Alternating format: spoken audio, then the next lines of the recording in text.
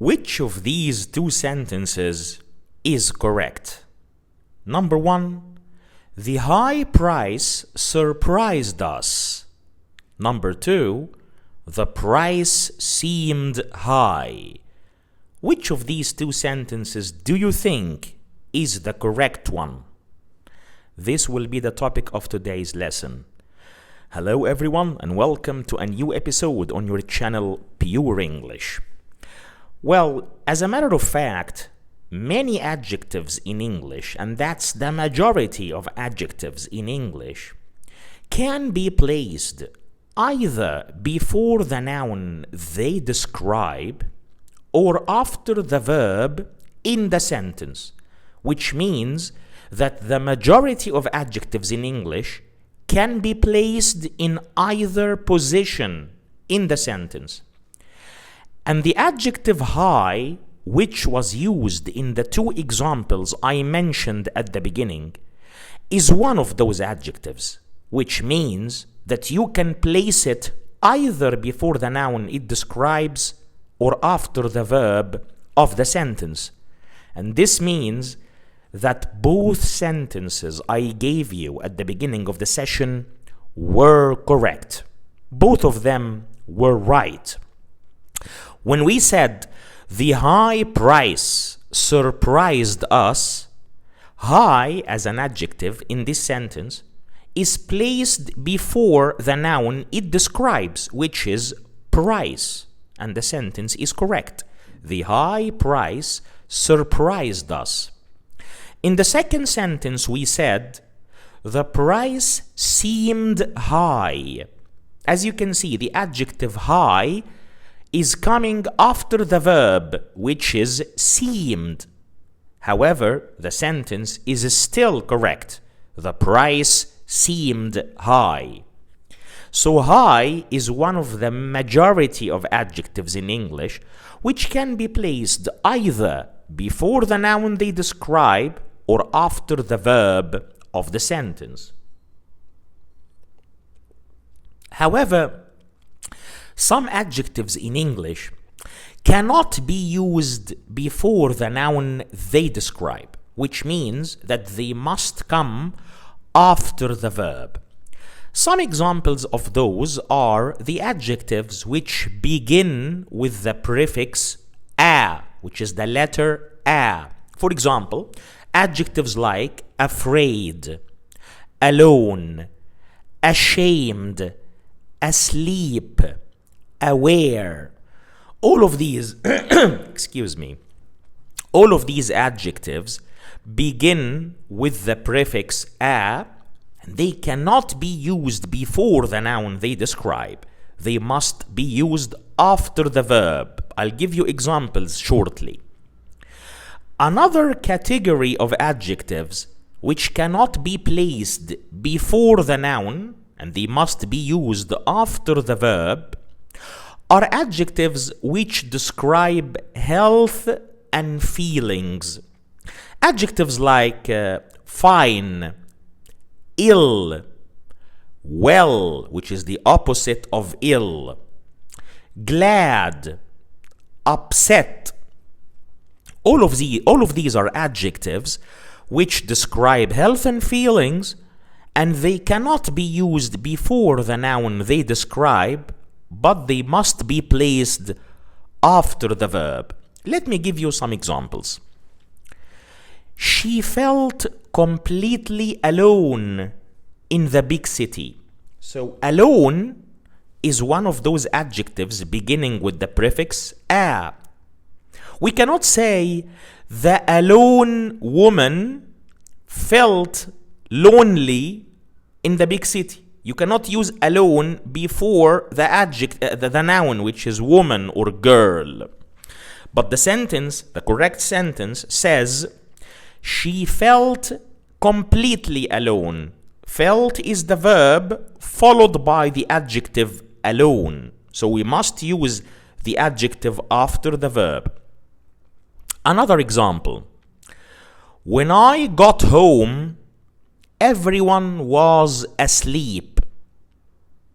So as you can see, asleep is the adjective and it's coming after the verb, which is verb to be, was, we cannot say the asleep people, or I found asleep people at home when I arrived. You cannot say that. You cannot say asleep people, which means you cannot put the adjective asleep before the noun. It must be after the verb, and that's why the sentence says everyone was asleep. Was is the verb to be in the past simple, followed by the adjective asleep.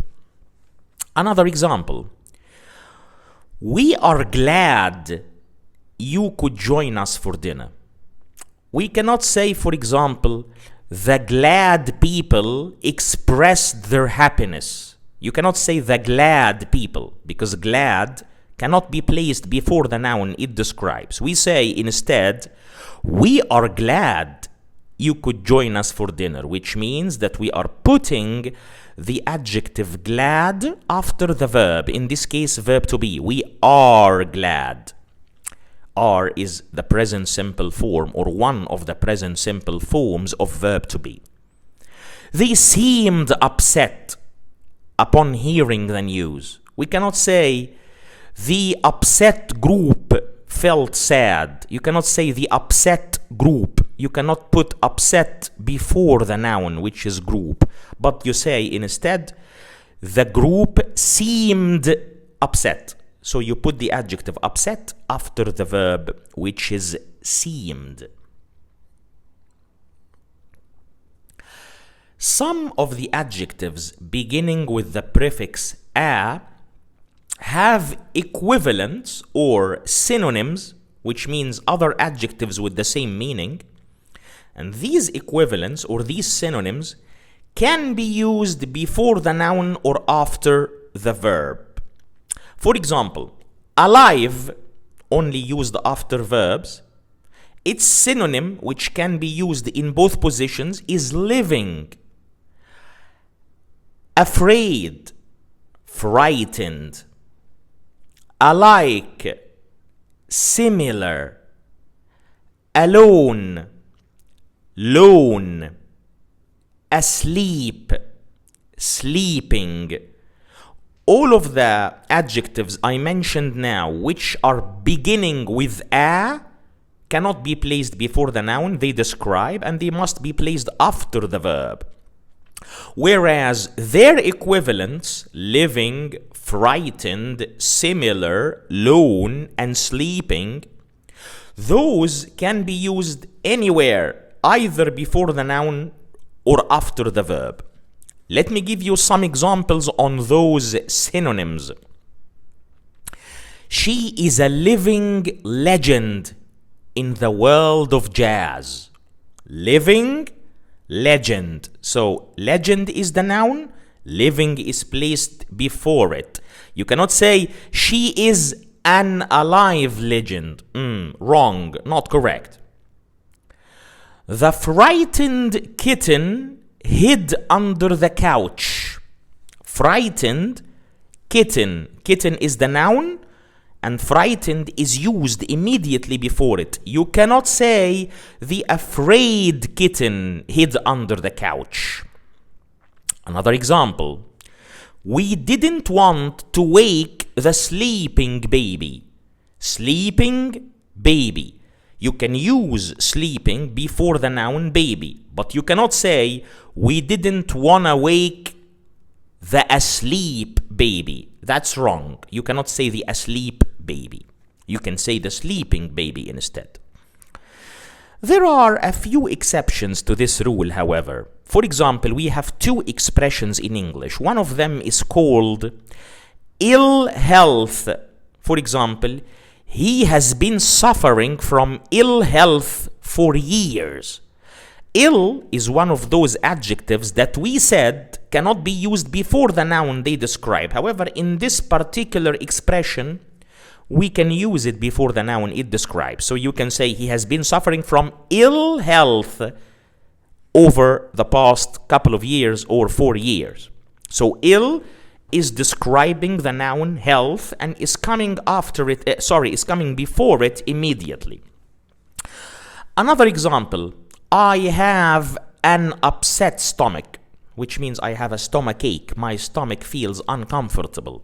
That's why it's useful to drink something like this, lemon water. Very good and very healthy for your stomach, but that's another story. So, an upset stomach. Upset here is used to describe the noun stomach. Normally, we don't put upset before the noun it describes, but this is a fixed expression, is to have an upset stomach. Right.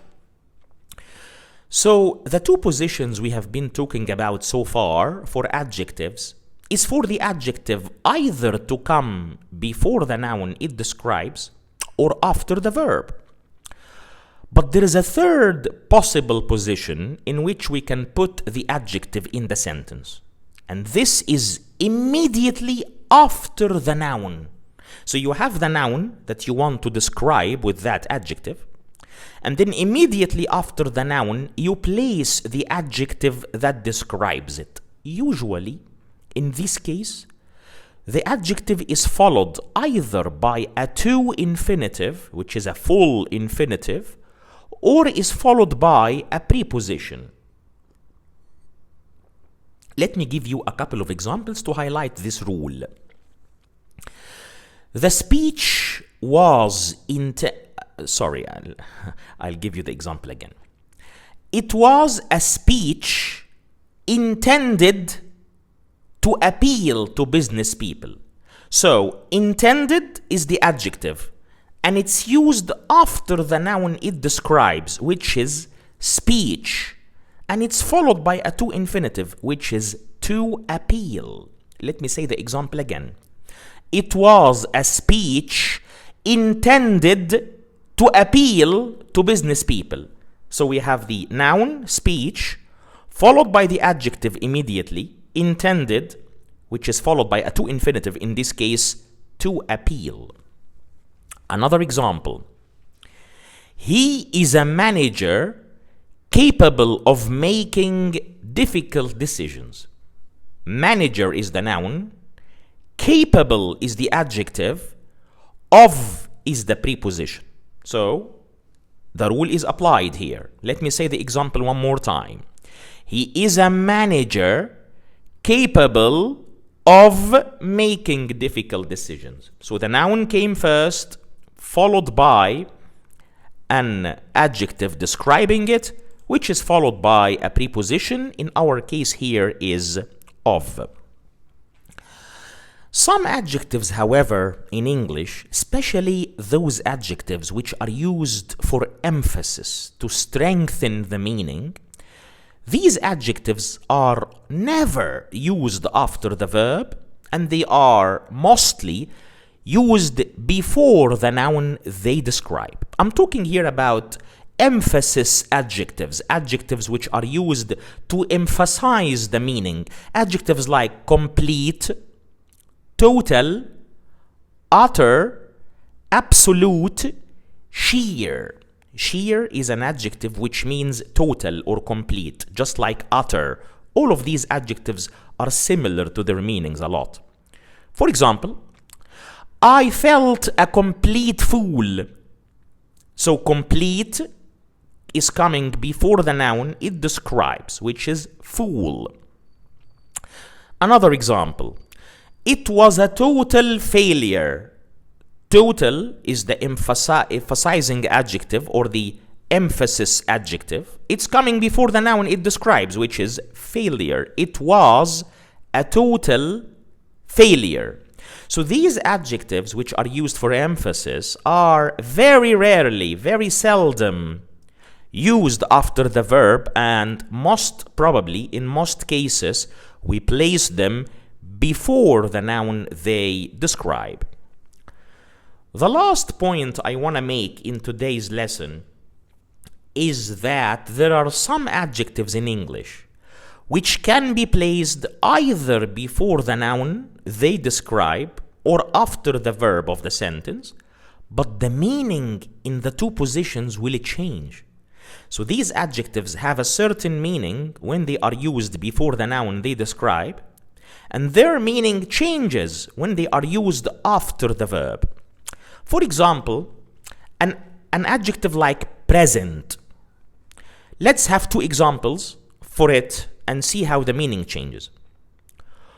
All the people present approved of the decision, or all the present people. I'm sorry, let me say the example again. All the people present approved of the decision.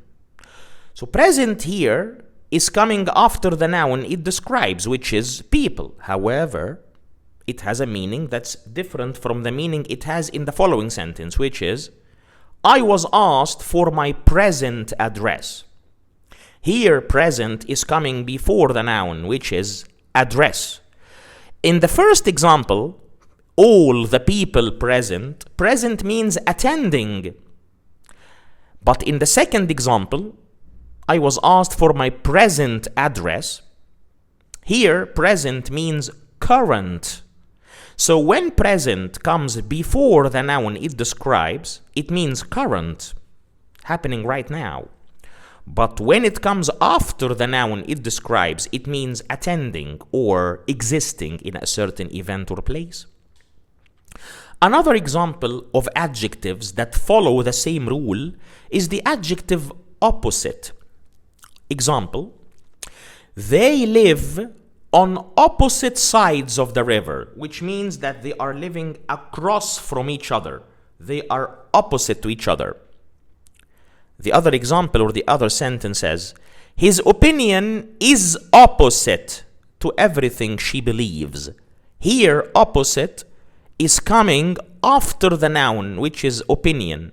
And this one means the reverse, or the other side of something, the opposite side, right? So they live on opposite sides of the river means physically across from each other. Opposite coming here before the noun, which is sides. But when it follows the noun, his opinion is opposite. Opposite is coming after the noun, opinion. His opinion is opposite to everything she believes. Here, in this example, opposite means reverse or the negative of what she believes. And that was today's lesson, which was tackling the topic of positioning adjectives, how to place adjectives or where to put and use adjectives in sentences. I hope it was useful for you. And as always, I like to invite you, if you like the content, please subscribe to the channel, interact with the videos through liking them, share them to anyone who might be interested in learning English. And if you have any remarks or suggestions, drop them down in the comment box and I'll be more than happy to respond to them straight away.